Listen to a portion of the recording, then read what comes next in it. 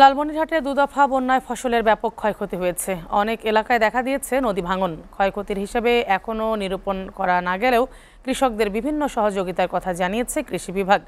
আর স্থানীয়রা বলছেন সহায়তা নয় বরং তিস্তা মহাপরিকল্পনা বাস্তবায়ন হলে মিলবে এর সমাধান। লালমনিরহাট ঘুরে আশিকুর রহমান ডিফেন্সের প্রতিবেদন। লালমনিরহাটের তিস্তা ও ধরলা নদীর পানি বৃদ্ধি পেয়ে দুদফা বন্যায় তলিয়ে গেছে নিম্নাঞ্চল। সবচেয়ে বেশি ক্ষতিগ্রস্ত হয়েছে লালমনিরহাট সদর, আদিতমারি, হাতীবান্ধা ও কালীগঞ্জ উপজেলার বিস্তীর্ণ জনপদ। কবলিত এলাকাগুলোতে জেলা প্রশাসনের পাশাপাশি বিএনপি সহ বিভিন্ন রাজনৈতিক সংগঠন ত্রাণ তৎপরতা অব্যাহত রেখেছে।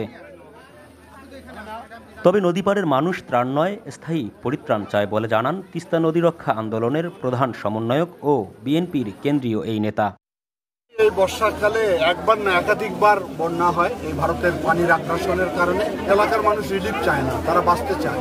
আমাদেরও দাবি সেটা, আমরা চাই যে পাওয়ার চায়না যে এস্টিমেট করছে অতি সত্বর সরকার তাদেরকে আহ্বান জানাবে, তারা যেন দ্রুত অল্প সময়ের ভিতরে কাজ করে এলাকার মানুষকে উদ্ধার করে বাঁচিয়ে তোলে। এটাই হলো আমাদের দাবি। এদিকে চলমান বন্যায় তিস্তা ও ধরলাপাড়ের তীরবর্তী এলাকাগুলোতে ফসলের ব্যাপক ক্ষতি হয়েছে, তাই চিন্তার ভাঁজ কৃষকের কপালে।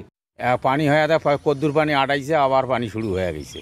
বন্যা হয়ে আমার পাট নষ্ট হয়েছে, আমন ধান যে গাছছি সে আমন ধানটাও নষ্ট হয়ে গেল। এখন ক্ষতি হয়ে গেছে, বেসন বাড়ি তাও তলে গেছে।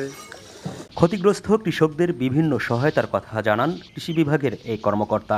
আসলে পানি কমে যাওয়াতে আমাদের এখনো চূড়ান্ত এভাবে কোনো ক্ষতির আওতায় আসেনি। তাই তো আমাদের যারা সহকারী আছে তারা কিন্তু তাৎক্ষণিকভাবে এবং সার্বক্ষণিকভাবে আমাদের কৃষকদের প্রতি পরামর্শ দিচ্ছে।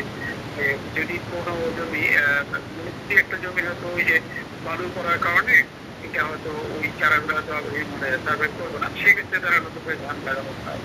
বন্যা যেন লালমনিরহাটের মানুষের কাছে আর বার্ষিক দুর্ভোগ হিসেবে না আসে, তাই ঘোষিত তিস্তা মহাপরিকল্পনার দ্রুত বাস্তবায়ন চান নদীপাড়ের ভুক্তভোগী মানুষ।